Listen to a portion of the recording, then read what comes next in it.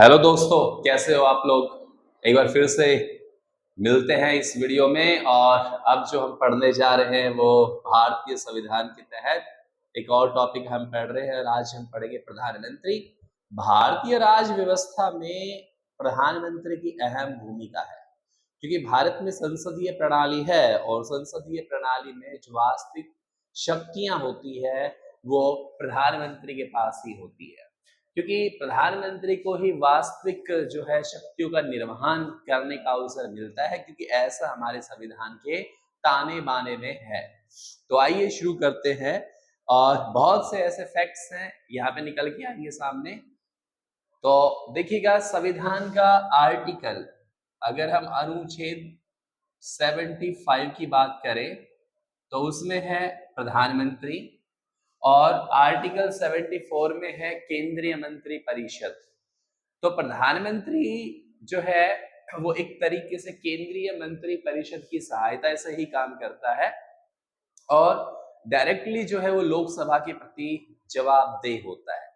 अब प्रधानमंत्री का चुनाव कैसे होता है, क्या योग्यताएं होनी चाहिए उसमें, और प्रधानमंत्री कब तक अपने पद पर बना रहता है, क्या 5 साल से पहले भी उसको उसके पद से हटाया जा सकता है, इन सारी चीजों के बारे में आज हम पढ़ने जा रहे हैं। तो भारतीय संविधान का अनुच्छेद 75 कह रहा है कि there shall be prime minister of India who will be head of the central council of ministers and cabinet ministers. अब प्रधानमंत्री के लिए जो है ये जरूरी है कि वो संसदीय दल का नेता हो। जब भी लोकसभा के चुनाव होते हैं तो लोकसभा चुनाव के बाद एक संसदीय दल का नेता चुना जाता है, और संसदीय दल का नेता ही कौन होता है, प्रधानमंत्री होता है। उसकी नियुक्ति राष्ट्रपति के द्वारा की जाती है और वह तब तक अपने पद पर बना रहता है जब तक उसे लोकसभा में बहुमत प्राप्त है, बहुमत हासिल है।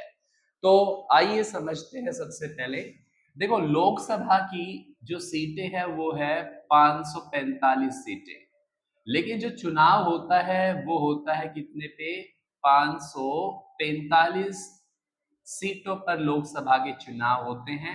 और 2 सदस्य कौन होते हैं, वो होते हैं एंग्लो इंडियन, जिनको राष्ट्रपति द्वारा क्या किया जाता है, मनोनीत किया जाता है। तो कहने का मतलब ये है कि प्रधानमंत्री बनने के लिए, सरकार चलाने के लिए 273, हाफ कर दो इसका और एक ऐड कर दो तो 273 अगर जिसके पास सीट्स हैं, समझो वो कौन क्या बनाएगा, वो सरकार बनाएगा। और इस 273 के आंकड़े में बहुत सी सरकारें आई और चली गई, उन पे भी हम जिक्र करेंगे। लेकिन प्रधानमंत्री, जैसा कि मैंने बताया, जब लोकसभा के चुनाव होते हैं तो उसमें संसदीय दल का नेता चुना जाता है। सबसे पहले चुने हुए सांसद क्या करते हैं, संसदीय दल का नेता चुनते हैं, और संसदीय दल का नेता ही लोकसभा का नेता होता है और राष्ट्रपति द्वारा उसे शपथ दिलाई जाती है और उसकी नियुक्ति की जाती है। उसके बाद ही केंद्रीय मंत्री परिषद का गठन होता है। अब शपथ की बात करते हैं तो शपथ कौन दिलाता है, राष्ट्रपति दिलाएगा। ठीक है, राष्ट्रपति क्या करेगा, प्रधानमंत्री को शपथ दिलाएगा। किसको दिलाएगा, प्राइम मिनिस्टर को शपथ दिलाएगा। क्लियर यहां तक। अब आता है उसका कार्यकाल। अब अगर कार्यकाल की बात करते हैं तो प्रधानमंत्री का जो कार्यकाल होता है वो 5 वर्ष का होता है। 5 वर्ष का कार्यकाल होता है, लेकिन 5 वर्ष से पहले भी प्रधानमंत्री को हटाया जा सकता है। कब, अगर लोकसभा में उसके विरुद्ध अविश्वास प्रस्ताव पास हो जाए तो, अविश्वास प्रस्ताव पास हो जाए तो इसका मतलब है उसे सदन के अंदर क्या करना पड़ेगा, अपना विश्वास दिखाना पड़ेगा। 273 जो सीटें हैं ये उसको क्या करनी पड़ेगी, इतने जो सांसद हैं, एमपीज हैं, वो उसको अपने पक्ष में दिखाने पड़ेंगे। अगर वो इतना दिखा पाता है तो समझो कि उसकी सरकार को कोई खतरा नहीं है, उसके पद को कोई खतरा नहीं है। अगर प्रधानमंत्री, प्राइम मिनिस्टर अपने पद से त्याग पत्र दे दे, त्याग पत्र दे दे तो समस्त जो है मंत्री परिषद वो ही त्याग पत्र देती है, वो फिनिश हो जाती है और लोकसभा एक तरीके से हम कहेंगे डिसॉल्व हो जाती है उसके कार्यकाल के लिए। अगर हाँ कुछ और पार्टीज हैं, अगर वो सक्षम है 273 अगर उनके पास सांसद है तो वो सरकार बनाने का दावा पेश कर सकते हैं राष्ट्रपति को, और राष्ट्रपति उनको स्वीकार कर लेता है और फिर से वोट पड़ती है। अगर दूसरी पार्टी 273 सांसद अगर अपने पक्ष में जुटाते हैं तो फिर उनको मौका मिलता है सरकार बनाने का। यदि लोकसभा में कोई भी पार्टी इस आंकड़े को नहीं छूती है तो लोकसभा क्या कर दी जाती है, भंग कर दी जाती है। लोकसभा को भंग कर दिया जाता है, डिसॉल्व कर दिया जाता है और फिर नए सिरे से लोकसभा चुनाव होते हैं। तो जब लोकसभा भंग होती है तो 6 महीने के अंदर जो है लोकसभा के चुनाव हो जाने चाहिए। कई बार क्या होता है किसी भी पार्टी को लोकसभा चुनाव में क्या नहीं मिल पाती, स्पष्ट बहुमत नहीं मिल पाता। तो स्पष्ट बहुमत नहीं मिल पाता तो ऐसे केस में ऐसी लोकसभा को या ऐसी विधानसभा को हम त्रिशंकु विधानसभा कहते हैं, ठीक है, या त्रिशंकु लोकसभा कहते हैं। ऐसा हुआ भी है, लोकसभा में भी हुआ है और आमतौर पर विधानसभा चुनाव में भी ऐसा हुआ है। मैं यहाँ पे क्लियर कर देता हूँ एक चीज को।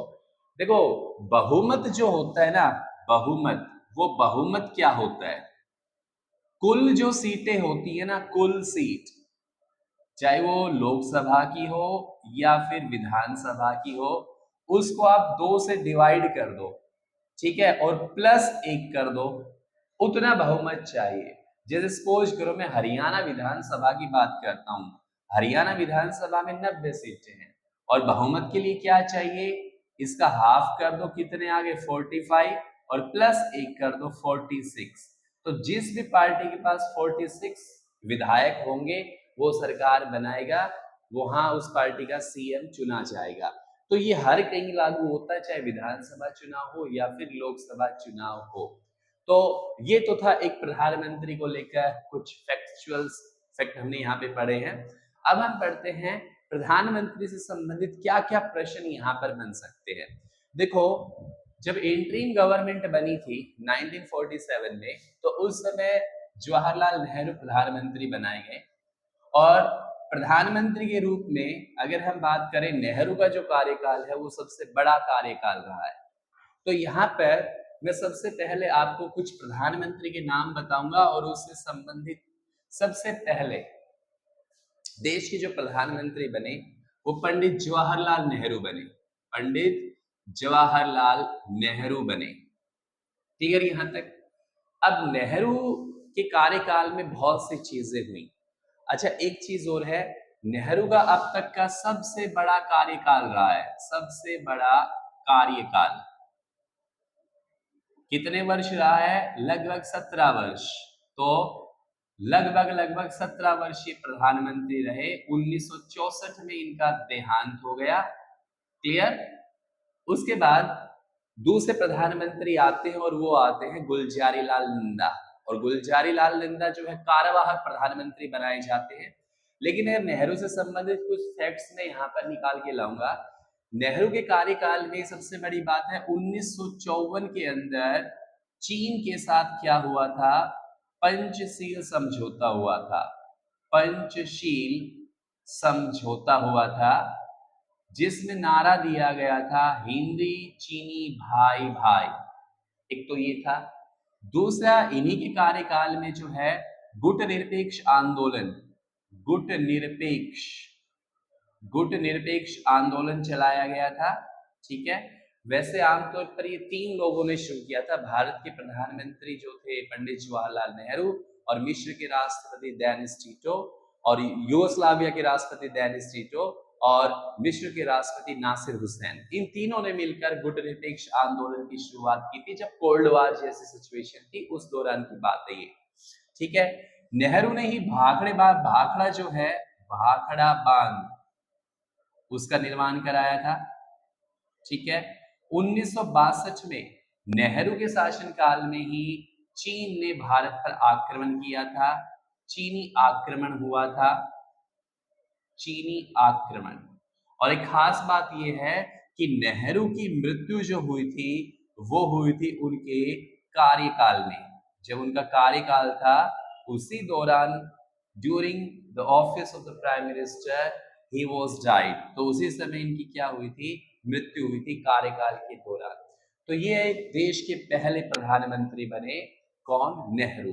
अब हम आते हैं दूसरे प्रधानमंत्री पर, और दूसरे जो प्रधानमंत्री बने वो बने Gulzari Lal Nanda. Second prime minister वो बने गुलजारी लाल नंदा, ठीक है। लेकिन गुलजारी लाल नंदा जो थे ना, इनको कार्यवाहक, ठीक है, कार्यवाहक प्रधानमंत्री बनाया गया था। वैसे कार्यवाहक प्राइम मिनिस्टर को हम सीरीज में काउंट नहीं करते हैं, लेकिन कुछ समय तक ये प्रधानमंत्री रहे। उसके बाद जो तीसरे प्रधानमंत्री आए वो आए लाल बहादुर शास्त्री। लाल बहादुर शास्त्री। अब लाल बहादुर शास्त्री की अगर हम यहाँ पर बात करते हैं तो 1965 में भारत और पाक युद्ध हुआ था, इंडो पाक, और इस युद्ध में पाकिस्तान को बुरी तरह से शिकस्त दी थी हमने, बुरी तरह से हराया था। तो इनका नेतृत्व जो था वो बहुत ही गजब का नेतृत्व था। और इन्हीं के कार्यकाल की बात करते तो इन्होंने एक नारा दिया था, जय जवान और जय किसान।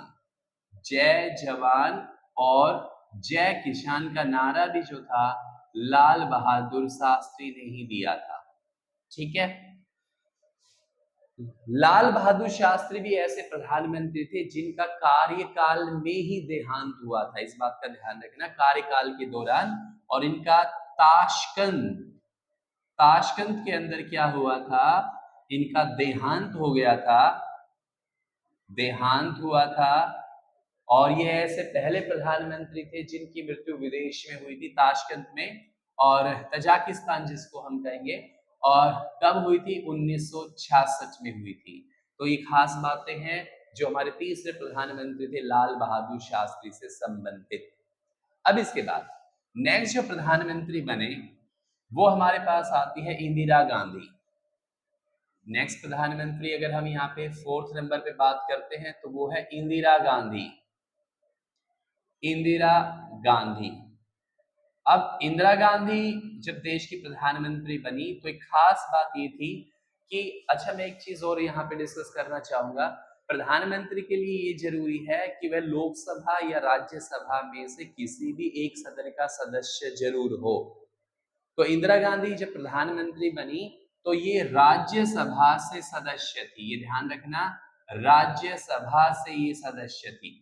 अब मैं थोड़ा यहाँ लगे हाथ आपको बता देता हूँ, ऐसे कौन कौन से प्रधानमंत्री हैं जो राज्यसभा के सदस्य थे और प्रधानमंत्री पद पर रहे थे। बहुत बार ऐसे क्वेश्चन आते हैं, तो ऐसे कौन कौन से थे, इंदिरा गांधी, इंदिरा गांधी, ठीक है, ये राज्यसभा से थी। फिर आता है एच.डी. देवगौड़ा, एच.डी. देवगौड़ा, ये भी प्रधानमंत्री बने थे, ये भी राज्यसभा से सदस्य थे। इंद्र कुमार गुजराल, I.K. गुजराल, इंद्र कुमार गुजराल, ये भी प्रधानमंत्री थे, तो राज्यसभा से सदस्य थे। और इसके बाद आते हैं डॉक्टर मनमोहन सिंह, मनमोहन सिंह। तो आपको ध्यान रखना है, ये ऐसे 4 प्राइम मिनिस्टर हुए हैं जो राज्यसभा के सदस्य थे जब ये प्रधानमंत्री बने, तो उस दौरान। क्लियर हुआ, ध्यान रखना है इसको। तो हम बात कर रहे थे इंदिरा गांधी की। इंदिरा गांधी देश की प्रधानमंत्री बनी और इसकी कार्यकाल की कुछ खास बातें हम यहाँ पर डिस्कस करेंगे। इन्होंने नारा दिया था गरीबी हटाओ। कई बार क्वेश्चन आता है गरीबी हटाओ का नारा किसने दिया था, तो गरीबी हटाओ का नारा इंदिरा गांधी ने दिया था। क्लियर यहाँ पर। इसके अलावा 1974 में जो है परमाणु परीक्षण किया गया था राजस्थान के पोखरण में, ठीक है। लेकिन उस समय हम एक न्यूक्लियर कंट्री घोषित नहीं हुए थे, तो ये भी थोड़ा इसमें ध्यान रखना होगा आपको। इसके अलावा और अगर हम यहाँ पे बात करते हैं तो 1971 में जब बांग्लादेश का निर्माण हुआ, बांग्लादेश, तो बांग्लादेश बनाने में इंदिरा गांधी की महत्वपूर्ण भूमिका थी। उस समय ये प्रधानमंत्री थी। और जब पाकिस्तान के साथ 1971 में लड़ाई हुई थी तो उस समय हमने करीबन करीबन 90,000 जो है पाकिस्तानी सैनिक उनको बंदी बना लिया था, कैप्चर कर लिया था। लेकिन 1972 में ही एक समझौता हुआ और वो था शिमला समझौता, शिमला समझौता। और शिमला समझौते के तहत हमने जो 90,000 सैनिक थे इनको रिलीज कर दिया था। तो ये भी वो घटना है जब इंदिरा गांधी का शासनकाल था। तो देखो क्या था, गरीबी हटाओ का नारा दिया था, पहला परमाणु परीक्षण भी हुआ था, 1971 में बांग्लादेश बना था और हमने पाकिस्तान के 90,000 सैनिक बंदी बनाए थे और 1972 में शिमला समझौता भी हुआ था। इसके अलावा और अगर हम यहाँ पे बात करते हैं तो देखना, इंदिरा गांधी के शासनकाल में 1975 में एक बड़ी घटना घटी थी।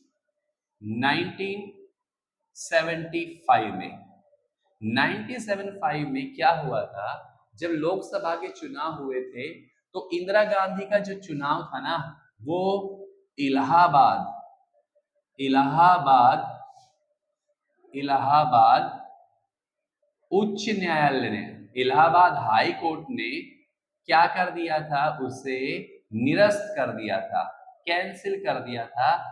उसने कहा कि इंदिरा गांधी ने अपने पद का दुरुपयोग किया, सरकारी मशीनरी तंत्र का दुरुपयोग किया, इसलिए उसे अयोग्य घोषित कर दिया गया। अब जब अयोग्य घोषित कर दिया गया तो ऑब्वियसली सी बात थी यहाँ पर कि शी हैड टू रिजाइन, उसे क्या देना था, त्याग पत्र देना था। लेकिन त्याग पत्र देने से पहले वह राष्ट्रपति को एक सिफारिश की उसने कि देश के अंदर आपातकाल लगा दो, इमरजेंसी लगा दो। इसलिए 1975 में उनकी सिफारिश पर क्या लगा दिया, देश में आपातकाल लगा दिया गया, आपातकाल। और उस समय जो राष्ट्रपति थे वो फखरुद्दीन अली अहमद थे, फखरुद्दीन अली अहमद थे। ठीक है, उन्होंने क्या किया था, मंजूरी दी थी और राष्ट्रपति शासन लागू हो गया था। ध्यान करो, हमने राष्ट्रपति का टॉपिक पढ़ा है और पढ़ा है राष्ट्रपति के पास 3 शक्तियां हैं, आर्टिकल 352। अगर अच्छा ये भी मैं यहाँ पे बता देता हूँ, अनुच्छेद 352 के तहत, किस आर्टिकल के तहत, अनुच्छेद 352 के तहत अगर देश में कोई विदेशी आक्रमण हो जाए, बाह्य आक्रमण हो जाए या फिर कोई अंतर कलह हो जाए, इंटरनल डिस्टर्बेंस हो जाए, तो ऐसी स्थिति में राष्ट्रपति को ये अधिकार है कि वह क्या कर सकता है, इमरजेंसी इंपोज कर सकता है। तो ऐसा ही हुआ था 1975 में, और 1975 से और 1977 तक जो है देश में आपातकाल लागू रहा। इसमें जितने भी नेता थे, जयप्रकाश नारायण, अटल बिहारी वाजपेयी, चौधरी देवीलाल, मोरारजी देसाई, और इन सबको क्या किया गया, जेल में डाल दिया गया। लेकिन 1970 में जब कांग्रेस पार्टी को ये लगा कि हवा उनके खेमे में है तो उन्होंने चुनाव फिर से घोषित कर दिए गए। और 1970 में जब लोकसभा के चुनाव हुए तो उसमें कांग्रेस को भारी हार मिली और उस समय उसको बहुमत नहीं मिला क्या बनाने के लिए, सरकार बनाने के लिए। तो उस समय पहली बार एक नए ऐसे प्रधानमंत्री बने देश के जिनका नाम था मोरारजी देसाई। वो गैर कांग्रेसी प्रधानमंत्री थे। अभी मैं उस पर ही आऊंगा क्योंकि नेक्स्ट हम जो प्रधानमंत्री पढ़ रहे हैं वो मोरारजी देसाई पढ़ रहे हैं। लेकिन ये सारी चीजें जो थी ये इंदिरा गांधी के शासनकाल में ही थी जब वो प्रधानमंत्री बनी। तो मैं नेक्स्ट 5वां जो प्राइम मिनिस्टर कर रहा हूं उसको यहीं से कनेक्ट करके ला रहा हूं, और ये जो बने वो बने मोरारजी देसाई। मोरारजी देसाई। अब मोरारजी जो देसाई थे इनकी खास बात ये थी, ये 1970 में प्रधानमंत्री बने और उस समय ये ऐसे प्रधानमंत्री बने और पहले ऐसे प्रधानमंत्री थे जो गैर कांग्रेसी थे, जो गैर कांग्रेसी थे। और उस समय ये किस पार्टी से, इन्होंने एक पार्टी बनाई थी, जनता पार्टी।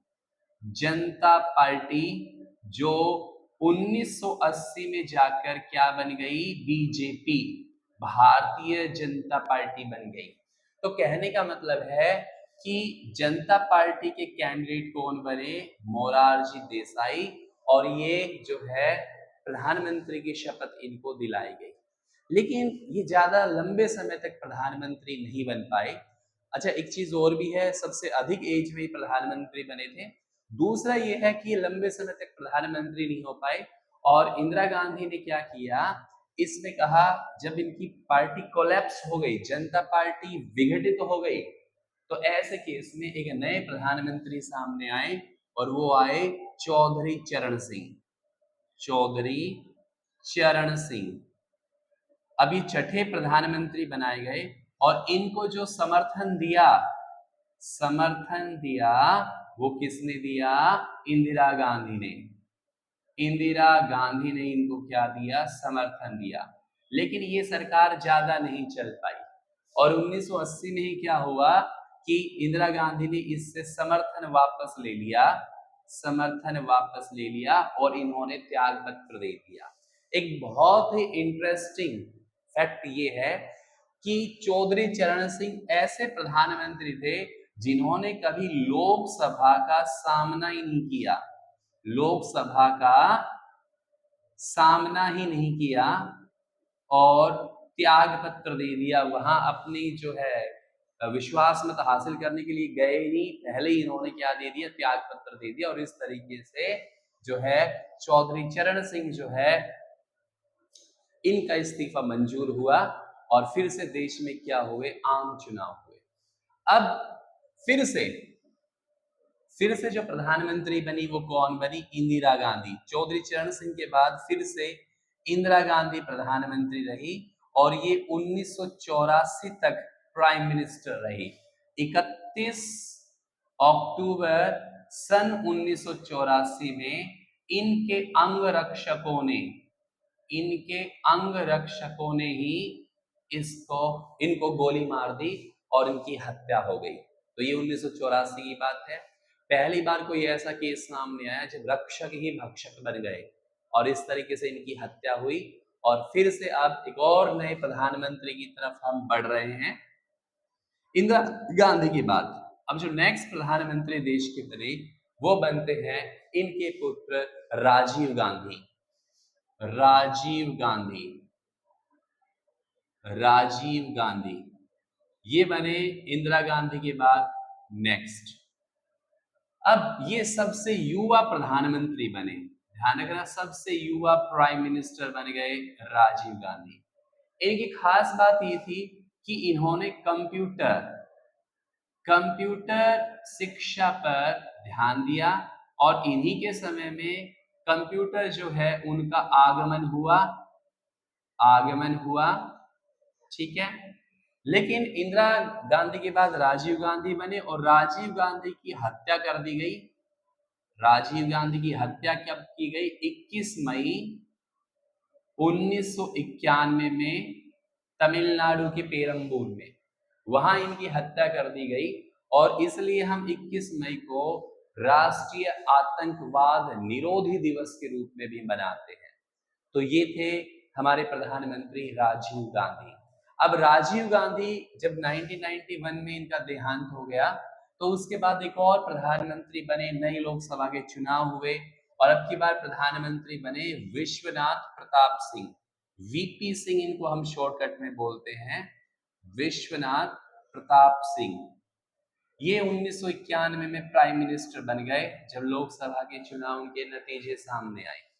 लेकिन अगर वीपी सिंह की हम बात करते हैं तो ध्यान देना कि इनकी सरकार भी ज्यादा नहीं चल पाती और ये विश्वास मत खो देते हैं, लोकसभा में विश्वास मत खो देते हैं, जिसको हम कहते हैं खो देते हैं, अर्थात कहने का मतलब है ये अपना बहुमत ही साबित नहीं कर पाते, और इस तरीके से विश्वनाथ प्रताप सिंह ऐसे पहले प्रधानमंत्री बने जो लोकसभा में वोट ऑफ कॉन्फिडेंस नहीं ले पाए, और इन्होंने भी त्याग पत्र दे दिया।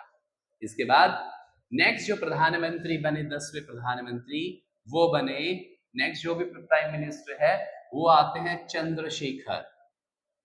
चंद्रशेखर, अब चंद्रशेखर भी ज्यादा लंबे समय तक प्राइम मिनिस्टर नहीं बन पाते, और ये भी विश्वास मत खो देते हैं, और इनको भी अपने पद से क्या देना पड़ता है, त्याग पत्र देना पड़ता है।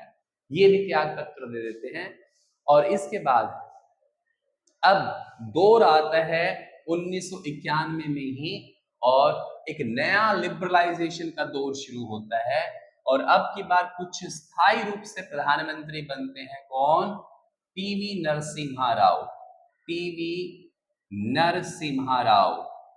अब पीवी नरसिम्हा राव जो थे, ये एक ऐसे प्रधानमंत्री हुए हैं जिनके काम तो अच्छे हुए, लेकिन ये भ्रष्टाचार के केस में जो है दोषी पाए गए, उसका भी मैं जिक्र करूंगा।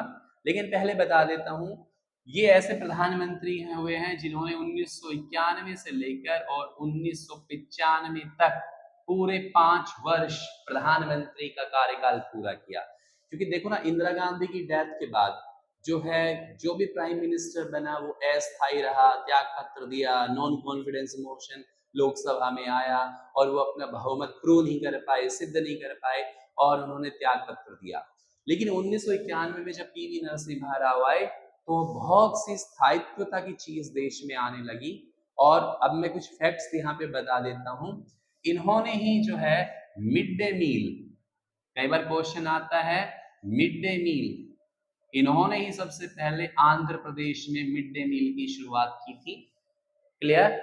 1991 में ध्यान करो, एक नई न्यू इंडस्ट्रियल पॉलिसी आई थी, बहुत पढ़ते हैं हम, और जिसके तहत हम पढ़ते हैं देश में एलपीजी युग आया था। एलपीजी युग, नई औद्योगिक नीति आई थी, इंस्पेक्टर राज खत्म कर दिया गया था, और लिबरलाइजेशन, प्राइवेटाइजेशन और ग्लोबलाइजेशन जैसे टर्म यहाँ पर आए थे। और एलपीजी को लाने वाले उस समय इनकी सरकार में जो वित्त मंत्री थे, फाइनेंस मिनिस्टर, और वो थे मनमोहन सिंह। मनमोहन सिंह, और मनमोहन सिंह को ही आर्थिक विकास का जनक कहा जाता है भारत में। आर्थिक विकास का जनक मनमोहन सिंह को कहा जाता है। तो ध्यान करना, पीवी नरसिम्हा राव के शासनकाल में ही मनमोहन सिंह क्या थे, वित्त मंत्री थे, फाइनेंस मिनिस्टर थे। पीवी नरसिम्हा राव का ही वो समय था जब पंचायती राज को कानूनी मान्यता दी गई थी। 1993 में 73वां संविधान संशोधन किया गया था, ठीक है, उसके तहत इनको पंचायती राज को कानूनी मान्यता दी गई। 1973 में ही 74वां संविधान संशोधन किया गया था, और शहरी स्वशासन को मान्यता प्राप्त दी गई थी। ठीक है, तो ये वो घटनाएं हैं जो पीवी नरसिम्हा राव के शासनकाल में हुई थी। लेकिन अभी मैंने थोड़ी देर पहले जिक्र किया था कि ऐसे प्रधानमंत्री हुए हैं जो भ्रष्टाचार के केस में, भ्रष्टाचार में ये दोषी पाए गए थे। और ऐसा मेन था इनका 133 करोड़ का यूरिया घोटाला। 133 करोड़ का यूरिया घोटाला, या फिर लखू भाई पाठक अगर हम बात करते हैं घोटाला, ऐसे घोटाले इनके सामने हुए थे, और ये कोर्ट द्वारा दोषी करार भी दे दिए गए थे, लेकिन बाद में इनका देहांत हो गया था। तो ये था पीवी नरसिम्हा राव का समय। 1991 से यहाँ 95-96 तक काम किया था इन्होंने, 96 तक। क्लियर, यहाँ तक सबको समझ में आया होगा। अब यहाँ के बाद जब हम आगे बढ़ेंगे ना, तो भारतीय राजनीति में बहुत ही उथल पुथल मचने वाला है। यहाँ अब राजनीतिक स्थिरता नहीं होती है, और देश में बार बार चुनाव जो है वो थोप दिए जाते हैं। अब वही हम पढ़ने जा रहे हैं। तो पीवी नरसिम्हा राव के बाद 1996 में लोकसभा के चुनाव हो गए और 1996 में जब लोकसभा के चुनाव हुए तो उस समय सबसे बड़ी जो पार्टी सामने आई बनकर वो आई भारतीय जनता पार्टी।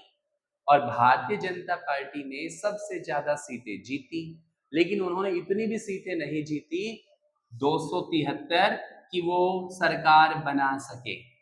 इसलिए सबसे बड़ी पार्टी होने के नाते इस दल का नेता चुना गया अटल बिहारी वाजपेयी। अटल बिहारी वाजपेयी ये ऐसे प्रधानमंत्री हुए जो 3 बार प्रधानमंत्री बने, अटल बिहारी वाजपेयी। और 1998 में जो है पहली बारी प्राइम मिनिस्टर बने, तो 1996 में प्रधानमंत्री बने। लेकिन आपको ताज्जुब होगा ये केवल 13 दिन प्रधानमंत्री रहे, केवल 13 दिन। तो प्रधानमंत्री में सबसे छोटा कार्यकाल 13 दिन का अटल बिहारी वाजपेयी का आता है। और आपको पता है ये केवल एक वोट से ही बहुमत हार गए, मतलब बहुमत इन्होंने खो दिया एक वोट से ही। मतलब 273 है चाहिए थे ना, 272 ये प्रूव कर पाए लोकसभा में। उसके बाद इन्होंने अपने पद से रिजाइन कर दिया और फिर से लोकसभा चुनाव हुए। और अब की बार जो है लोकसभा चुनाव हुए नहीं, मतलब 96 का दौर था, बाद में चुनाव होते हैं। जब ये क्या कर देते हैं, त्याग पत्र दे देते हैं, तो एक नए प्रधानमंत्री आते हैं और वो आते हैं एच.डी. देवगौड़ा। एच.डी. देवगौड़ा, देखना अभी यहाँ कुछ बहुत से अस्थिरता आई। एच.डी. देवगौड़ा जब ये प्रधानमंत्री बने तो उस समय ये कर्नाटक विधानसभा के सदस्य थे और कर्नाटक के मुख्यमंत्री रह चुके थे। अब इनको क्या बना दिया गया, प्राइम मिनिस्टर बना दिया गया। लेकिन ये भी क्या हुआ, अपना बहुमत सिद्ध नहीं कर पाए और इन्होंने भी त्याग पत्र दे दिया। एच.डी. देवगौड़ा, ध्यान करो, थोड़ी देर पहले मैंने आपको बताया था कि इन्होंने जब प्रधानमंत्री बने तो राज्यसभा से सदस्य थे। अब भाई ज्यादा सरकार नहीं चल पाई एच.डी. देवगौड़ा की। इसके बाद इंद्र कुमार गुजराल, आई के गुजराल प्रधानमंत्री बने, ठीक है, लेकिन ये भी ज्यादा सरकार को नहीं चला पाए और इन्होंने भी त्याग पत्र दे दिया। तो ध्यान करना, इंद्र कुमार गुजराल की खास बात ये थी, इनकी जो विदेश नीति थी ना, फॉरेन पॉलिसी, वो बहुत ही ज्यादा सराही गई थी। विदेश नीति बहुत अच्छी थी इसकी, खासतौर से अपने पड़ोसी देशों के साथ। लेकिन ये सरकार नहीं चला पाए और इन्होंने भी त्याग पत्र दे दिया, ये भी प्रूव नहीं कर पाए। तो ध्यान करो, देखो कितनी जल्दी, मतलब 1996 की हम बात कर रहे हैं और यहाँ पे 1998 आ गया, 96, 97, 98, 3 साल में ही 3 प्रधानमंत्री क्या हो गए, बदल गए। इतना यहाँ पर राजनीतिक अस्थिरता आ चुकी थी। लेकिन अब क्या होता है कि अटल बिहारी वाजपेयी फिर से प्रधानमंत्री बनते हैं। अब 1998 में क्या हुआ, फिर से लोकसभा के चुनाव हो गए और 1998 में लोकसभा के चुनाव हुए तो ऐसी स्थिति में सबसे बड़ी पार्टी बन के आई Bhajpa, Bharatiya Janata party, BJP party. लेकिन जो भाजपा पार्टी थी इसने फिर से अटल बिहारी वाजपेयी को क्या किया, प्रधानमंत्री चुना, अटल बिहारी वाजपेयी। लेकिन सबसे बड़ी ताज्जुब की बात ये थी कि जब ये 1998 में प्रधानमंत्री बने, उसके बाद ये केवल जो है 13 महीने ही सरकार चला पाए, 13 महीने सरकार। और ये फिर से क्या हुआ, इन्होंने विश्वास मत खो दिया, विश्वास मत खो दिया, क्योंकि इनके पास पूर्ण बहुमत नहीं था, पार्टी के पास 273 सीटें नहीं थी। और 13 महीने के बाद देखो, पहली बार प्रधानमंत्री बने तो 13 दिन के प्रधानमंत्री बने, दूसरी बार प्रधानमंत्री बने तो 13 महीने के प्रधानमंत्री बने। और अब 1999 में लोकसभा के क्या हो गए, चुनाव हो गए। ये 1999 में क्या हुए, लोकसभा के चुनाव हुए और जब यहाँ चुनाव हुए तो सबसे बड़ी पार्टी फिर से बीजेपी बन के आई, लेकिन स्थिति वो की वो रही, 273 सीटें नहीं आई। सेम जो 98 में लोकसभा सीटें थी, इतनी ही सीटें फिर से भाजपा के पास आई। तो बताओ कितनी बार चुनाव होते गए, स्थिति गंभीर हो गई। अब कोई भी दल इस योग्य नहीं था कि वो सरकार बना पाए। तो उस समय खास डेवलपमेंट हुआ, ध्यान देना इस बात पर। वाजपेयी ने क्या किया, एक एनडीए बनाया, एनडीए अर्थात नेशनल डेमोक्रेटिक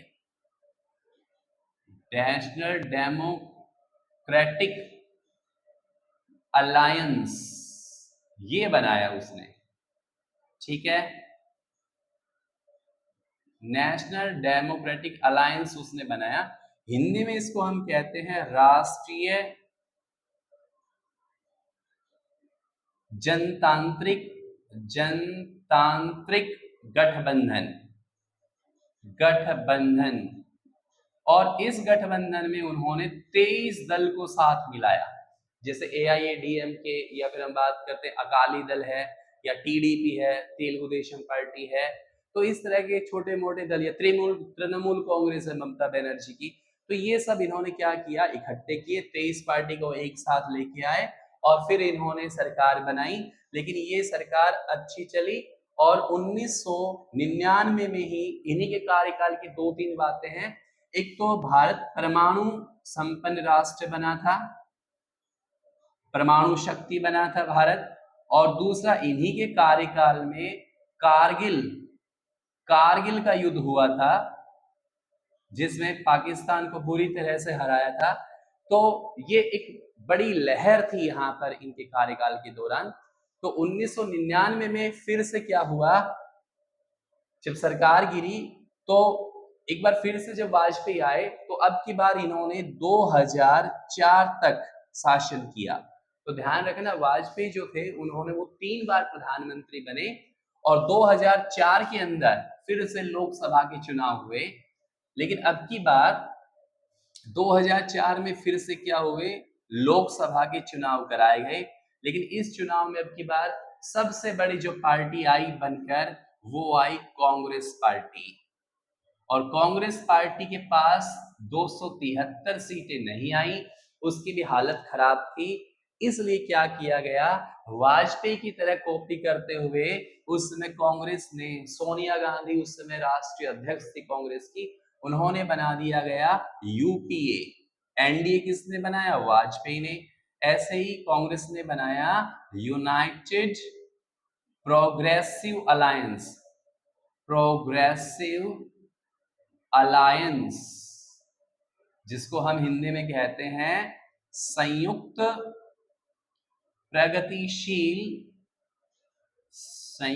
प्रगतिशील गठबंधन।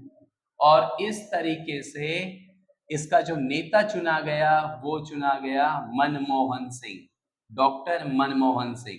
अब मनमोहन सिंह प्रधानमंत्री बनाए गए 2004 से, और 2004 से 2009 तक ये प्राइम मिनिस्टर रहे। और एक बार मनमोहन सिंह, जिन्होंने न्यू इकोनॉमिक रिफॉर्म लेके आए थे, न्यू इंडस्ट्रियल पॉलिसी लेके आए थे 1991 के अंदर। इसके बारे में एक तो ये है कि ये भारत में वित्त मंत्री रह चुके थे, फाइनेंस मिनिस्टर रह चुके थे, ये RBI के गवर्नर भी रह चुके थे, और यहाँ तक कि विश्व बैंक में, वर्ल्ड बैंक के डायरेक्टर भी रह चुके थे। 2009 में फिर से लोकसभा चुनाव कराए गए और दोबारा से फिर से यूपीए की सरकार बनी, और अगले 5 साल फिर मनमोहन सिंह क्या रहे, देश के प्रधानमंत्री रहे।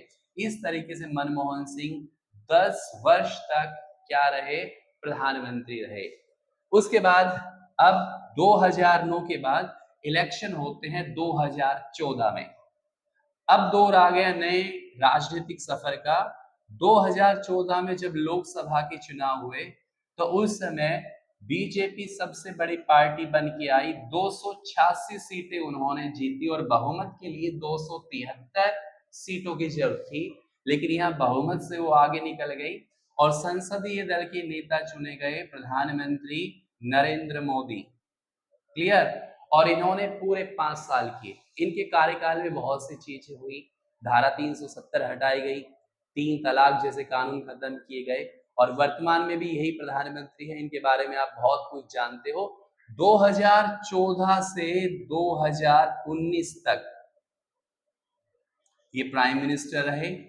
दोबारा फिर से 302 सीटें जीतकर 303 सीटें जीतकर फिर से मोदी सरकार आई, और 2014 से 19 हुआ, 2019 से लेकर और 2023 में फिर जो है लोकसभा चुनाव हुए और फिर से बीजेपी की सरकार आई।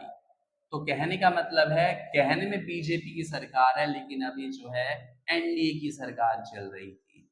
तो दोस्तों, ये था सफर नेहरू से लेकर और 15वें प्रधानमंत्री नरेंद्र मोदी तक का। तो पूरी जो प्रधानमंत्री की डिटेल्स है वो हमने बड़े अच्छे तरीके से पढ़ी है। मुझे उम्मीद है ये टॉपिक आपको समझ में आया होगा। और अब प्राइम मिनिस्टर से कहीं से कोई भी क्वेश्चन आ जाए, आप छोड़ नहीं सकते, इसको बिल्कुल आप क्लियर कर लेना, ठीक है। तो ऐसे कौन कौन से प्रधानमंत्री हैं जो राज्यसभा के सदस्य रहे हैं? तो इंदिरा गांधी, एच.डी. देवेगौड़ा, इंद्र कुमार गुजराल और मनमोहन सिंह। ऐसे कौन से प्रधानमंत्री हैं जो कार्यकाल के दौरान जिनकी डेथ हुई? तो नेहरू है, लाल बहादुर शास्त्री है, इंदिरा गांधी है। ऐसे कौन से पहले प्रधानमंत्री थे जिन्होंने लोकसभा में अपना विश्वास मत खो दिया? तो ऐसे पहले प्रधानमंत्री वीपी सिंह थे, विश्वनाथ प्रताप सिंह थे। तो दोस्तों, ये था आपका टॉपिक प्रधानमंत्री। मिलते हैं अपने नेक्स्ट टॉपिक में, तब तक बने रहिएगा ज्ञान सागर बाई प्रेम प्रकाश में। धन्यवाद।